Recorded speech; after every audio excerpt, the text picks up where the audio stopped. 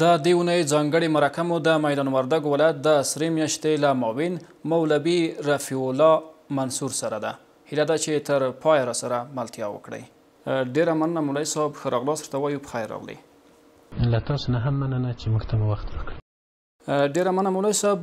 افغاني سره میاشت په میدان وردګ ولایت کې په کومو برخو کې خدمات وړاندې کوي؟ الحمدلله رب العالمین والعاقبة للمتقین والصلاة والسلام على اشرف الانبیاء والمرسلین محمد و آله و اصحابه اجمعین. د میدان وردګ ولایت د سرې میاشتې ریاست په مختلفو برخو کې فعالیتونه لري چې په صحي برخه کې فعالیت کوي، همدارنګه تعلیمي برخه کې فعالیت کوي، د حوادث په برخه کې فعالیت ترسره کوي. ډېره مننه. د طبیعي پیښو تیر کال تیر 1402 کال کې سیلابونه راغلل، دغو کورنیو سره تاسو کومې مرستې کړي دي؟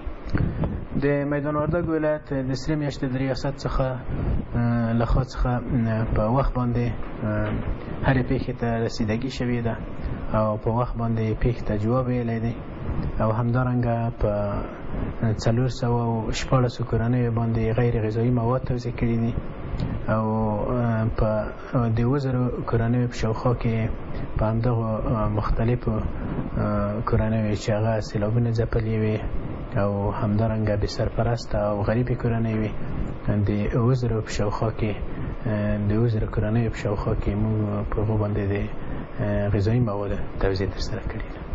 ډېره مننه. تیر 1402 کال کې مو له کومو کورنیو سره مرسته کړې ده؟ په 1402 کال کې موږ مرسته د مختلفو کورنیو سره کړې.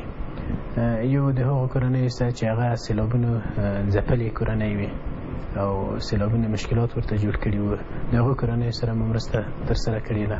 همدارنګه هغه بې سرپرسته یتیمې او کونډې، هغه کورنۍ چې په هغو کې یتیمان، کونډې او بېوزله خلک دي، د هغو خلکو هم سروې ترسره کړې چې په آخر کې په نتیجه کې مې په هغو کورنیو باندې توزیع ترسره کړې ده د غذایي مواد. ډېره مننه مولوي صاحب. دغه مواد چې تاسو توزیع کوئ، د توزیع پروسه یې څه ډول ده او کوم مواد پکې شامل دي؟ په عموم کې د سرې میاشتې ټول اصول دا دي چې BDRT ټیمونه یې روزلي دي. د BDRT ټیمونو په واسطه باندې په هر ولایت کې سره میاشت سروې ترسره کوي، یوه شفافه سروې. کله چې سروې ترسره شي، د سروې نه وروسته بیا په هماغه مستحقو کورنیو باندې مواد ویشل کېږي. نو مواد خو مختلف مواد دي، کله هغه ضرورت مطابق که د یو چا غیر غذایي مواد ته ضرورت وي، غیر غذایي مواد په باندې ویشي، او که چې د چا غذایي مواد ته ضرورت وي نو بیا غذایي مواد په باندې ویشي. ډېره مننه مولوي صاحب. د ولایت په کچه مو د موادو د ویشلو پروسه څه ډول ده؟ آیا په ولسوالیو کې هم دغه مواد ویشل کېږي؟ د میدان وردګ ولایت د سرې میاشتې د ریاست له خوا څخه چې کوم مواد توزیع شوي دي هغه په خپله ولسوالیو ته انتقال شوي دي. په کومه ولسوالۍ کې چې د BDRT ټیمو له خوا څخه سروې ترسره شوي وي، بیا د BDRT ټیمو له خوا څخه هماغه شی هلته انتقال کېږي او په هماغه ثبت شوي خلکو باندې شی په هماغه ولسوالۍ کې ویشل کېږي.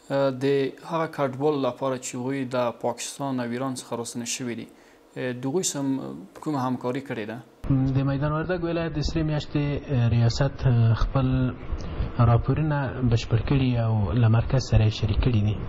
د میدان وردګ ولایت د سرې میاشتې ریاست د مهاجرینو د امریت سره په همغږۍ باندې هغه کوم کورونه چې مهاجر دلته انتقال شوي د ولایت ته هغه د عمومي ریاست له مقام سره شریک کړي دي.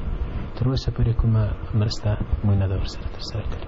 د اوسني 1403 کال لپاره مو پلانونه څه دي؟ پلان کې څه شامل دي؟ نو په عموم کې کلني پلانونه خو مخکې چې کال بشپړ کېږي که پلانونه لیږل کېږي، موږ هم خپل پلان د عمومي ریاست سره شریک کړی دی. نو تر اوسه پورې معلومات نشته دي. کله چې د هغې له خوا څخه پلان منظور شي وروسته بیا تاسو ته معلومات شریک. ډېره مننه. دغه مرستې چې دلته کېږي دا د کورنیو خیریه بنسټونو له لورې یا هم د خارجي خیریه بنسټونو له لورې کېږي؟ په عموم کې د افغاني سرې میاشتې ټولنه چې ده هغه یوه خیریه او خیرپاله ټولنه ده د افغاني سرې میاشتې ټولنې سره چې هر څوک مرسته او کومک وکړي د هماغه مرسته او کومک بیا په مستحق خلکو باندې ویشل کیږي.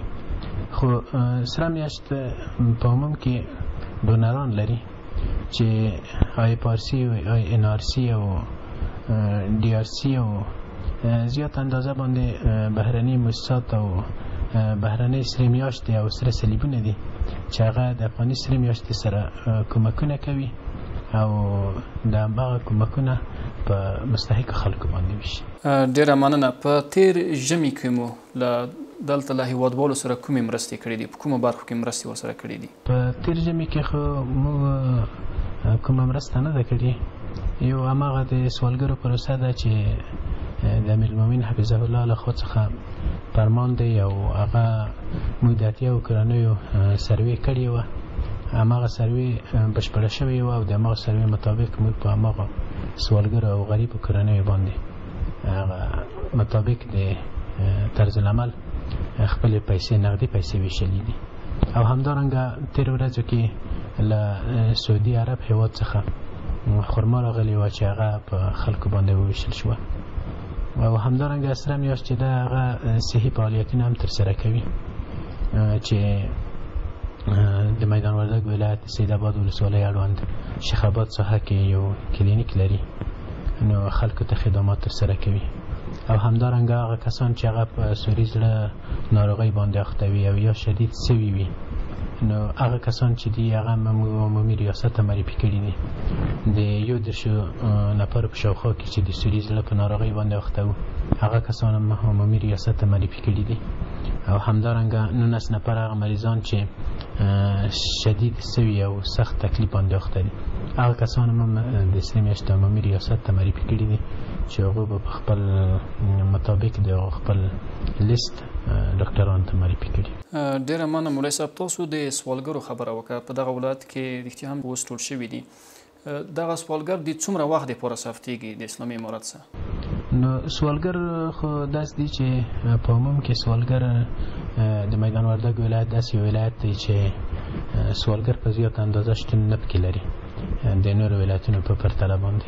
هغه کوم سوالګر او هغه کسان چې هغه سوال ته محتاج وو هغه موږ ټول کړي دي او هغه مطابق د طرز العمل موږ خپل شی په باندې ویشلي دي. نو په آینده کې به نوستي د مشرانو خبره ته انتظار وشي ته څومره وخت پورې دا شی دوی ورکوي. ډېره مننه مولوي صاحب. په دغه ولایت کې څومره رضاکار کارکوونکي تاسو سره کار کوي؟ د میدان وردګ ولایت د سرې میاشتې مربوط رضاکاران هغه په مختلفو بخشونو کې دي چې د حوادثو رضاکاران، د کمک‌های اولیه رضاکاران، همدارنګه د سیستم عضویت او کلوب د تعلیمي مرکز رضاکاران دي چې هغه ان ښځینه رضاکاران لري او ان نارینه رضاکاران. د کمک‌های اولیه رضاکارانو ته د میدان وردګ ولایت د سرې میاشتې د ریاست مربوط د ترینرانو له خوا څخه ترنینګونه هم ورکړل شوي ان ښځینه رضاکارانو ته او هم نارینه رضاکارانو ته چې په ټول ولایت کې تقریبا ټول مو 1100 په شاوخوا کې رضاکاران لرو چې د کمک‌های اولیه رضاکاران په ترنینګونو باندې هم سمبال دي او په وخت باندې چې د ضرورت په وخت کې استفاده ورڅخه کیږي. ډېره مننه مولوي صاحب.